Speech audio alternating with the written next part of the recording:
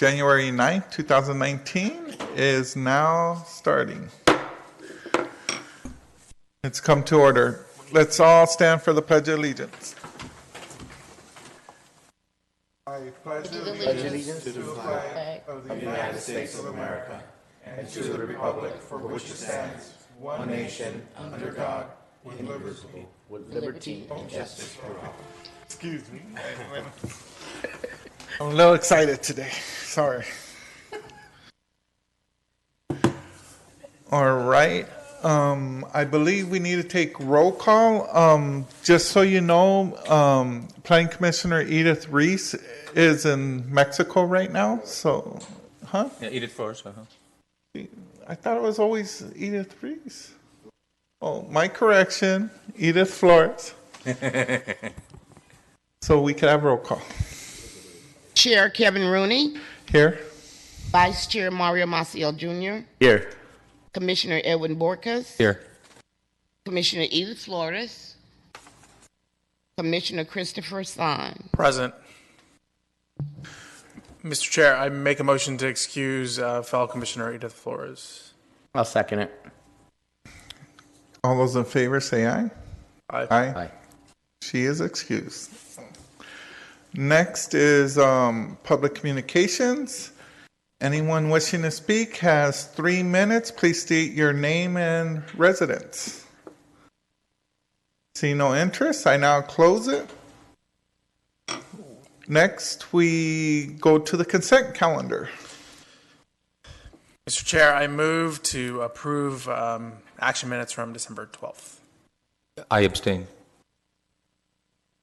You need a second. I'll second it. All those in favor? Aye. Aye. Aye. Motion passes 3-0 with one abstained and 301. 301. All right, so we got that on the recording. Now let's go to Gus.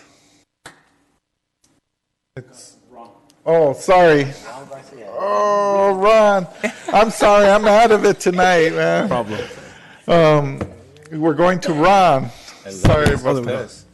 No problem, Chairperson, members of the Commission. So essentially, tonight before you, again, we had a similar case before you a couple weeks ago, actually before the end of the year. And again, it's a consideration and recommendation of approval to the City Council on amending a development agreement between the City of Baldwin Park and Tier 1 Consulting. And they're requesting a change of location from 14726 Arrow Highway to 1516 Virginia Avenue. The original development agreement was originally considered by the Planning Commission back in June of 2018 and then approved by the City Council thereafter for cultivation and manufacturing of cannabis.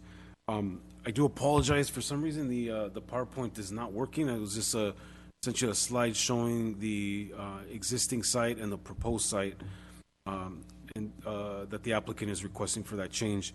And again, the applicant submitted in November 26th of 2018 requesting for the location change. The main reason for the location change they cited was a difference in size and current condition of the original location was the main reason. In review of the application, staff reviewed the proposed site to ensure compliance with the zoning and also distance requirements to sensitive uses. In conclusion, again, staff recommends that the Planning Commission adopt the resolution and also recommend to the City Council approval to approve Ordinance 1435 to amend the existing development agreement to change the location from Arrow Highway to Virginia Avenue. That concludes staff's presentation. I'd be happy to answer any questions. All right, thank you very much. Any questions from any of the commissioners? Yeah, I do have a question. Do you know their current standing with the city? Are they up to date on all of their fees?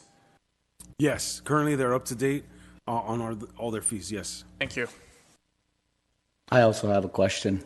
Upon looking at the site where they're actually moving to or relocating to, my concern is that they're directly against the residential area. And I thought under the DA agreement, we have a 50-foot. So good question. In that zone, so within within that area of the the industrial zoned area, there are houses that are legal non-conforming. So the uses are residences, but the underlying zoning is industrial. So the way that the cannabis ordinance was written was specifically indicating that it has to be residentially zoned. So if it's a residential use that's adjacent to an industrial use for cannabis, industrially zoned for a cannabis use, is allowed by per the ordinance for cannabis. It's very interesting because it does define it has to be residentially zoned. So literally, it could be adjacent. Didn't they have the same issues on Elton? I'm not aware of Elton. I believe they moved from Elton, but there was a house there where the resident actually showed up at our meeting and complained because it was right next door to her. But she was in an industrial zoned area. Her house was industrial zoning, so there was nothing that she or anyone really, except for city council, maybe unless they change the ordinance, can do about it. Oh, really? Again, I'm not aware of Elton. I'll refer to the city attorney if he has. That's correct. As Ron stated, the way the ordinance is written, it has to be zoned residential for the 50-foot barrier to apply. If it's legal non-conforming use, which is residential, then there doesn't have to be a separation. To add just a little further, so the impetus so you see that area, obviously it's zone industrial. So when they did that at the time before me, was essentially for the future to consolidate those lots for industrial uses. So essentially to have that transition from residential uses to industrial uses, because there's some compatibility with having residentially zoned properties adjacent to industrial zone properties. So the goal there would be to one could be to consolidate those residential uses which are industrially zoned, consolidate the lots so that way they transition into a larger industrial site. So that way you do away with having those residential uses within an industrial zone. Again, that takes a period of time to take place, but it is common when rezoning certain areas of a city. Yeah, I think the rezoning in that particular area, when it was way before even In-N-Out established themselves and the university established themselves there, it was residential. So I would like to actually go back and check to see how far back this goes to where that change was made to the rezoning part. Only because to me, that's my biggest concern. The house is literally right next door to the new location. Literally. Yeah, and again, this one is not from the cannabis applications that I've reviewed since being here. I have noticed that this one is not the only one. So there are others that are in the same situation. Yeah, I think even the one on Puente was the same situation I brought up, but that one at least gave it the 50 feet Oh, I see. distance between them, which, it was in compliance. But this one, I'm having a hard time with this one. Yeah. Yeah, my concerns were right along the lines as Vice Chair Maciel, when I took a look at that area. When is this, how quick does this turnaround happen once they come to this location and start working? If I understand you, Like when does they move in and they start cultivating and? Oh, so there's a period of time. So essentially, there's some. So for example, if the commission were to move forward with approving approving the resolution and recommending to council to change amend the development agreement, it will then go to city council for first reading because it is an ordinance that has to go to council. Then 30 days after, it'll be taken into effect.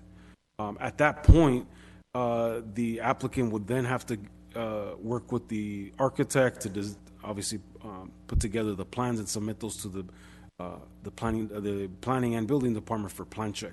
There's a bit of work to take place before they start operating. By doing this does not mean that they're going to be operating tomorrow. There definitely is quite a few steps to accomplish before they get there. Okay, I just had a question. Seeing that there's no residents from there, were those residents that are next door to it notified? Yeah, so one of the requirements, as required when this first was brought to the Planning Commission and Council, there's a 300-foot radius. So we sent those notices out actually prior to the holidays.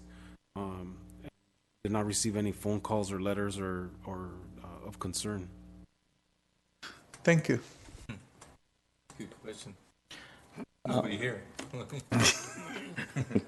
Do we have a map of the zoning? Do you have that available? I don't have that in front of me. Is it a slide?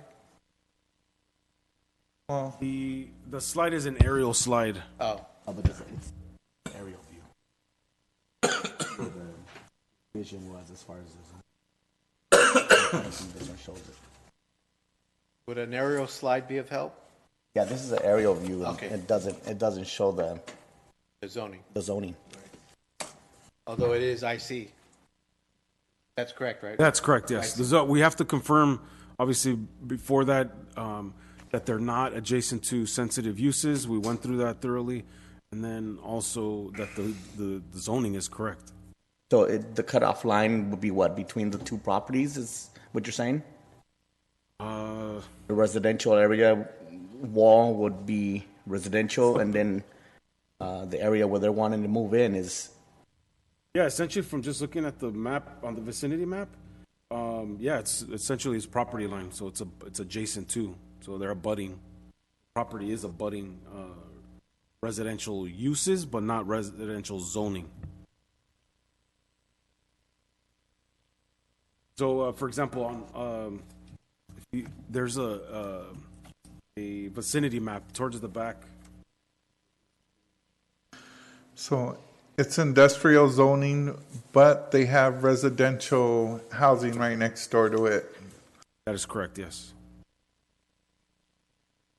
Much of the north area, again, this is on the southern portion of the city, south of the 10 freeway. But there are a lot of areas within Baldwin Park that exist in that way. Yes, I do. I do remember a resident on Elton that was right next door to the one that was over there, but I believe they relocated to Little John from Elton Street. So, but that was the choice of the owners. The applicant. Yeah, the applicant. It wasn't the residents doing. I'm looking at the vicinity map that's available for us on the computer. Yeah, so you'll notice there's... I do see where it has IC written on here. IC and then this is FC, right towards where In and Out is, but there's Yeah, nothing. which is freeway commercial.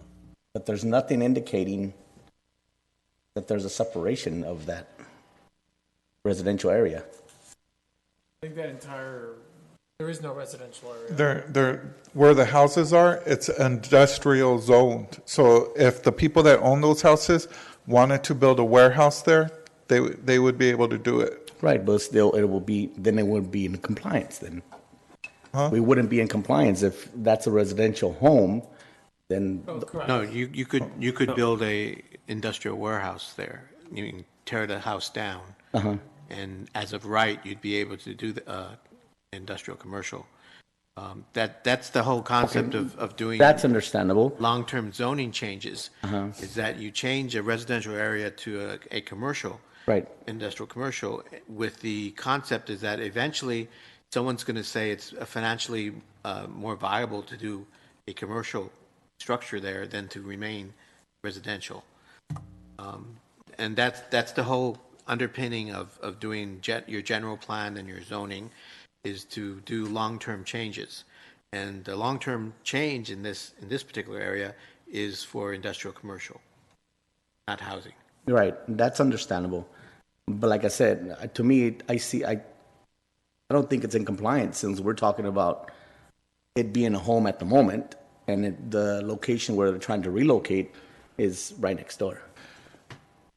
The 50-foot comes into play at that point. Well, it's in compliance with the ordinance. It is in compliance? Yes, because the ordinance, as we stated before, the ordinance says that the 50-foot distance has to occur for residentially zoned property. And you see, this property where the house is not residentially zoned. It's IC, industrial commercial. And like we said, we've had others in that same situation before, because the concept is that we're gently nudging the change. We want them to change to industrial commercial. We don't want them to stay as a resident, because they're in a legal non-conforming situation. They're not even,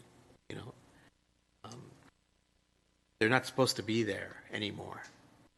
That's why we changed the zone so many years ago. Well, like I said before, it used to be all residential in that area, because I remember a particular person who sold his property to In-N-Out and became the university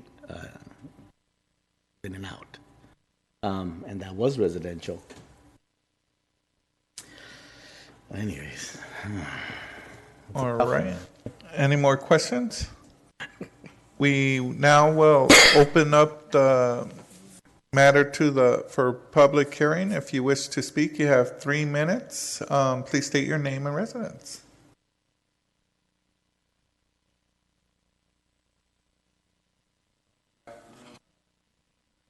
I think there's a button there that...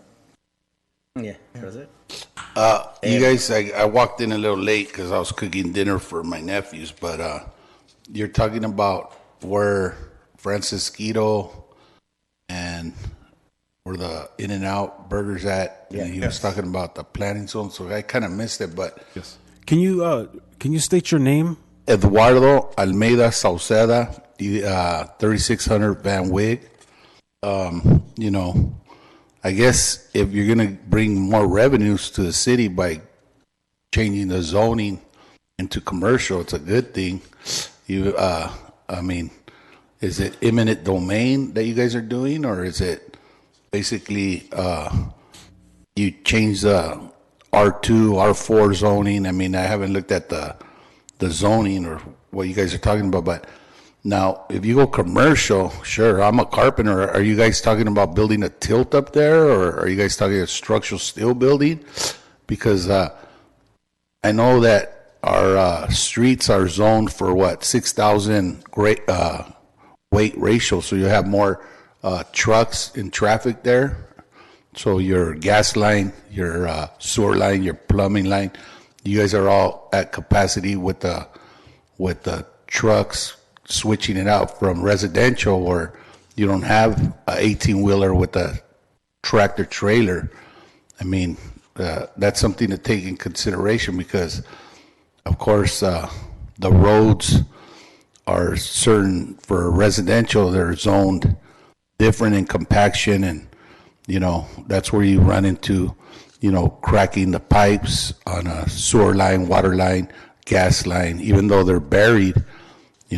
That's something to look at as you guys are planning commission. I'm a carpenter from local 409 Los Angeles, so I've done skyscrapers in Century City, and I've done my best project for you guys is Alley County Jail back when I was 23. I'm now going to turn 53. So years ago, they built that on a dump. So I guess you guys will do soil samples and have a geological person check for hazmat and stuff like that when you're switching out, correct? Well, this whole process was done many, many years ago. The property in question was changed to industrial commercial. So that's not really before us today. The question is the use adjacent to it, which is also industrial commercial. Yeah, I mean, anytime you go commercial, it does bring, business and more than just property taxes for the county and the assessor, but, and it's going to bring in, from a resident standpoint, it'll bring in more traffic because you're going to have people working there. So, did you guys do an evaluation on the impact of how much traffic you're going to have going through there and what type of warehouse are they planning to build? Like I said, a tilt up. Is it going to have bays for 18-wheelers? Is there a proposed plan already for the zoning and what you're going to build already? There's actually there's Actually, On the website? nothing being built. Well, you guys are trying to get the residents to sell their property? Is that what we're doing here? Absolutely not. There's a warehouse, an existing warehouse. Right. And the development agreement before us is whether we're going to allow them to use the warehouse or not. So the building's existing. There's nothing new being built, no homes being torn down. We're just looking at the applicant and trying to make a decision of whether they're a good fit for our community. It's not in and out though, right? No. It's another independent. this issue is marijuana cultivation. Oh, so you guys are going to have a grow house. Yes. Well, as you guys know, the impact of having marijuana grow houses, I mean, it does bring revenue. Sir, your time is now up. Can I ask for an additional minute? Because I just got verified that it's a grow house. So I'm not debating that. Can I have an extra minute, 30 seconds? Sure. I know that in Colorado, that it's a $1 billion industry now, growing marijuana. It does bring in revenues. However, they haven't found out how they're going to cash the money because the federal government don't want that money to go to bank accounts. So we're talking about a grow. So where does the money, once they sell to the dispensaries, how does that work with your guys' eagle eye seeing with micromanaging that business? Where does it come to play where the citizens benefit from that? The city council already Approved it. had code enforces and also agreements that a certain amount of the money will go towards our police. Right. And get them to basically pay for the police to go around there and keep it safe for all of the residents. Yeah, because it does, I mean, I don't know if you guys seen in Los Nietos, I mean, that's a grow, so they're going to be obviously growing abundance of product, and they do have to have a chemist lab to test the product as far as for mites, pesticides, and the whole process of the grow. That would fall under Rickley. Rickley is the one business that's going to be transporting it. They take it to the Rickley warehouse where they test it for 24 to 48 hours. Once they find out it's good, then they ship it out to other cities to be sold.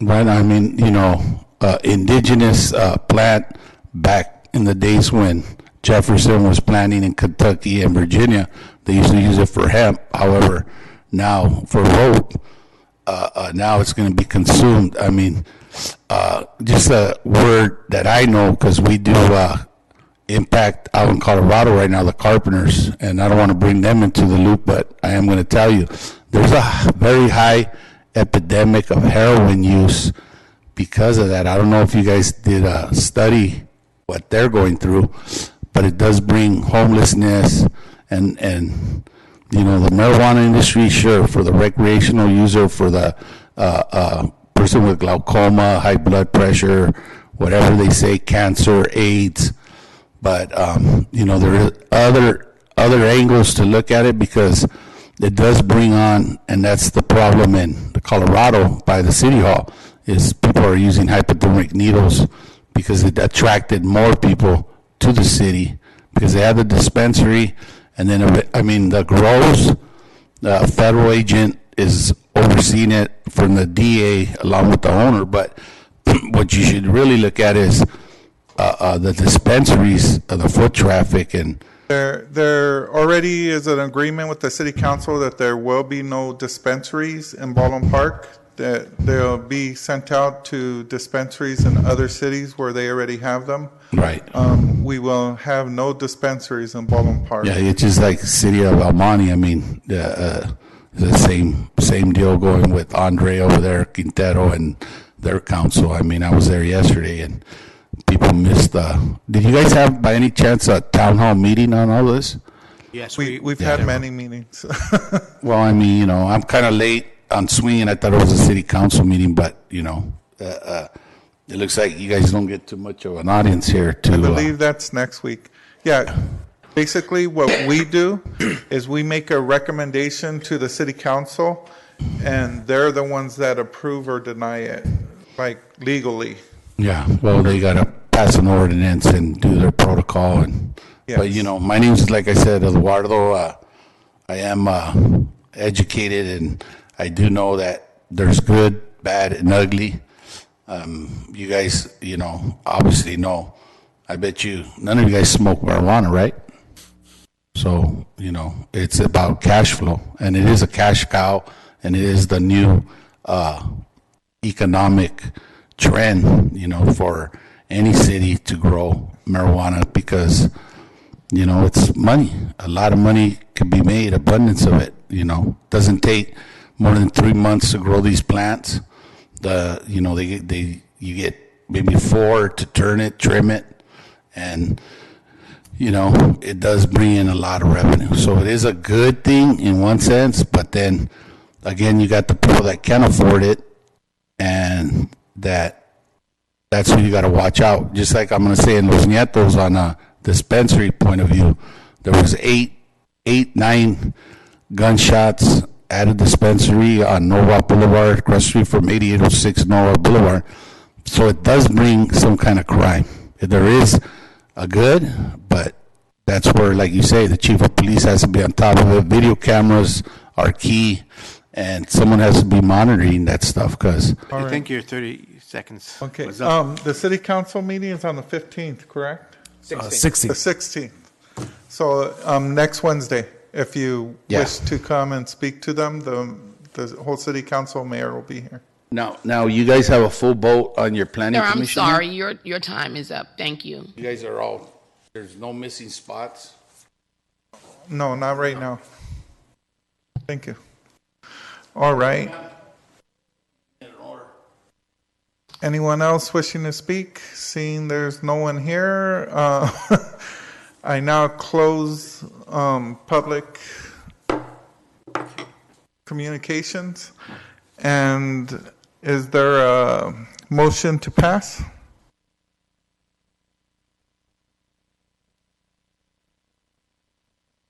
No motions?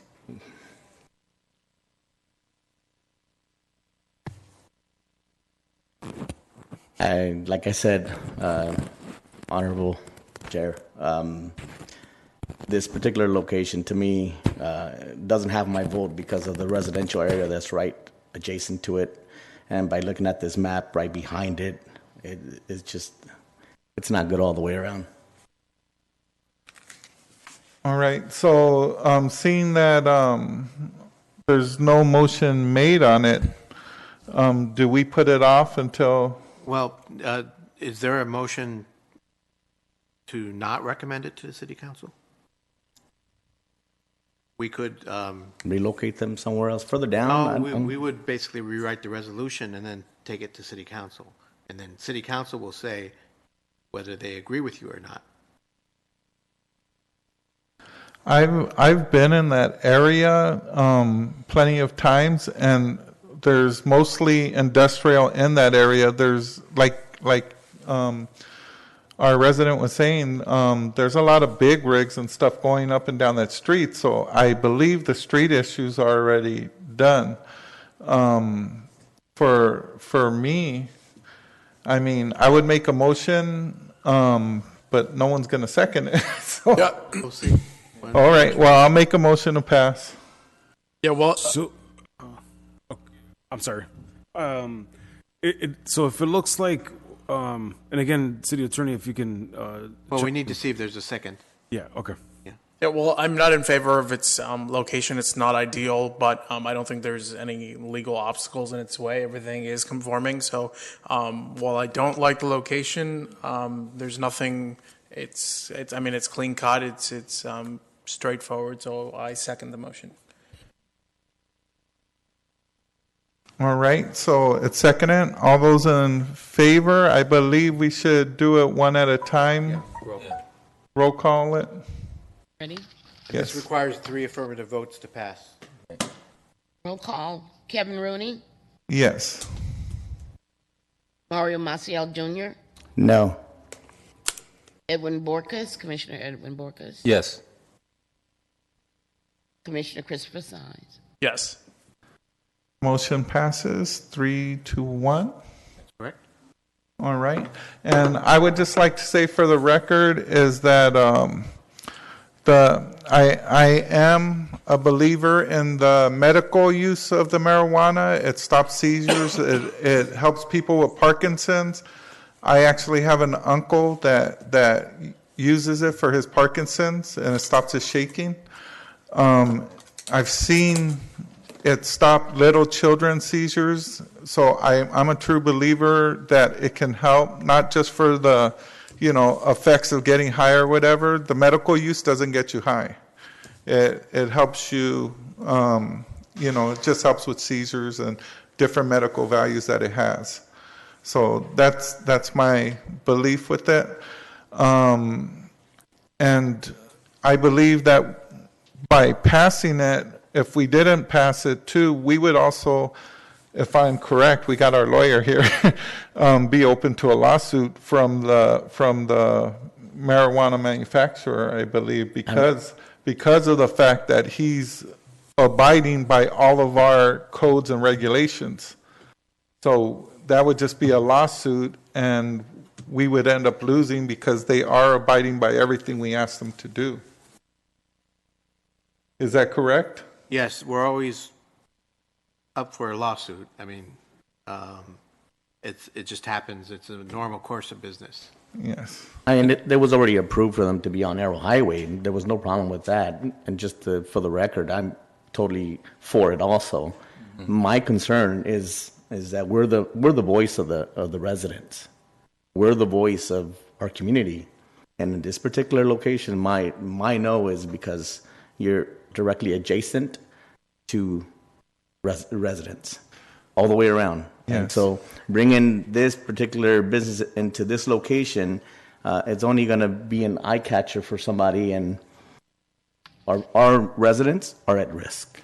And you know what, Commissioner Sands kind of stole my thunder, and I'm in agreement with Vice Chair Maciel and Commissioner Sands that I'm not happy about the location, but because of this process and everything that's happened up to this point, and they've followed all the rules that have been laid Yes, down. and it might have been a different decision because the residents were notified. They could have showed up today. As you see, none of the residents are here. So that makes me believe that it's a non-issue with them. And I believe that the decision made is a good decision because it is an industrial area. There's a lot of other trucks and businesses going there besides In-N-Out. And Chair Rooney, let me make another point. Is that this makes me think, now that they're trying to convert that whole area to industrial, it makes me think that people are renting there. Because if you own in those houses adjacent and next door, you're here. You're like tooth and nail. You're getting a group together. You're getting everybody. So I'm thinking all those people are renting. Those Yes. people are not even, they don't show up because they don't. Well, I think also we put it into perspective, 300 feet. How much are you going to cover in 300 feet of people being notified? One resident? The rest didn't even know about it? So It is one whole corner. You're right, those houses, and then it kind of goes around like across from In-N-Out. right, so as soon as you get to the 300 mark, that's it. You covered what, 2 houses at the most? So you didn't cover the whole entire block. It's just 300 feet. It's what's covered. So I would say, how many people were notified? Oh, radius. It's radius? It's a 300-foot radius. It is a 300-foot radius. Yeah. And again, not very many, I mean, with the exception of the residences, but again, those properties are large, as you guys mentioned. So, not all the industrial uses are going to get notified, but most, I mean, the residences that face in and out were notified. There is a cutoff once you head west.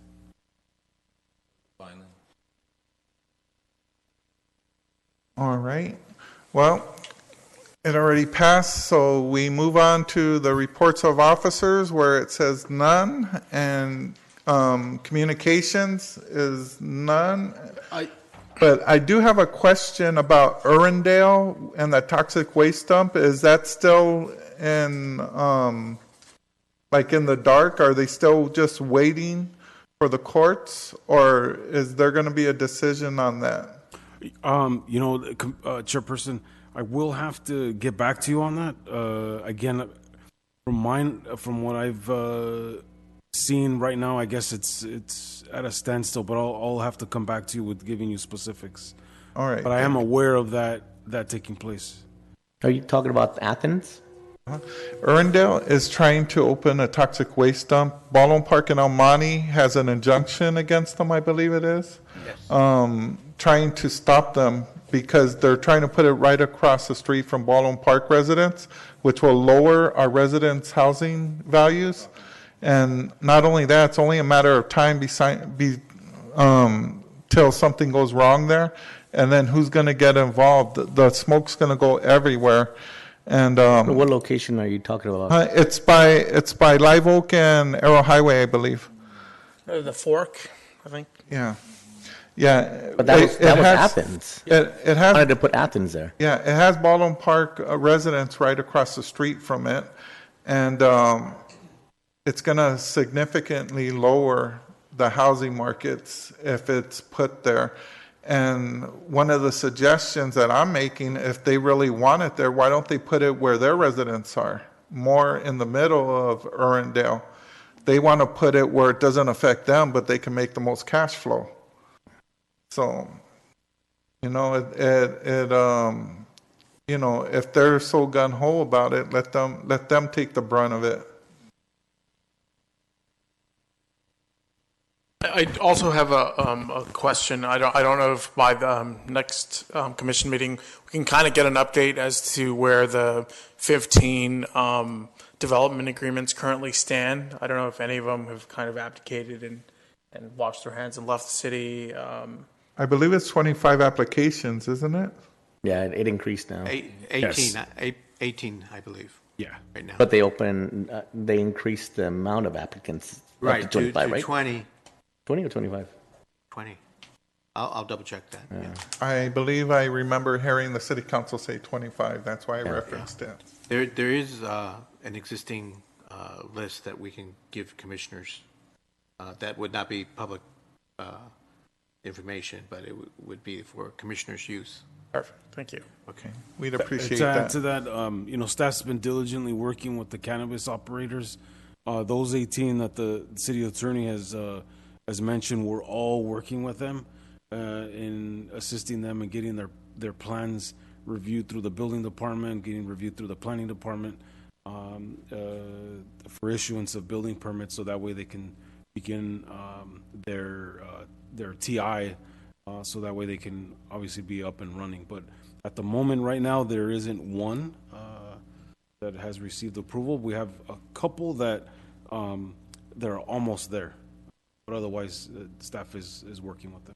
Thank you. And there's one or two that I believe you guys mentioned the last meeting that were already operating, no? And they got in trouble? I believe that's the case. They were ordered to stop, and they stopped. Okay. All right. Any more questions before we adjourn? I can speak on this one? No, sir. No, Your time is these are already just the commissioners asking their questions. Your time to speak has already passed. I No, this wasn't a Not- topic. it's not a This is topic. separate. But I'd be happy to talk to you after the Commission staff meeting. communications. This is Yes. just between commissioners. And then, seeing there's no more communications, do I have a motion for adjournment? A motion to adjourn. Second. All those in favor? Aye. Aye. Meeting adjourned. But,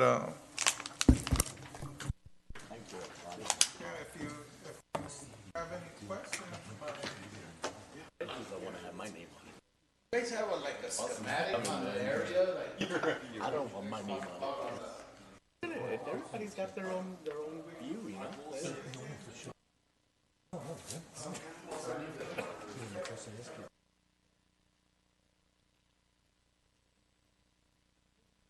I don't know. It was a good suggestion that was given us of having to go to the council. I did, or you know, I think that was a very good suggestion. But But they need a final. yeah. And even if we were to all say no, does it still go to the council? Yeah, it still goes to council. It still goes to them? Yeah. And they can still turn around and say, yeah, go ahead. Right, it's up to them, yeah. So you're right. Yeah. Yeah, the burden falls on them. We're recommending, and we recommend changes, right? We recommend, okay, And my hard thing is, I don't like having my name on it. No. That's my hard part. It's like, You know, if they you say, tweet- I even if they didn't vote tweet- for it because it's not our authority to vote for it.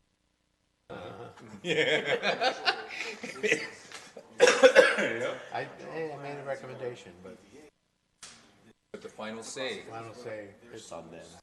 Yeah. That's my thing.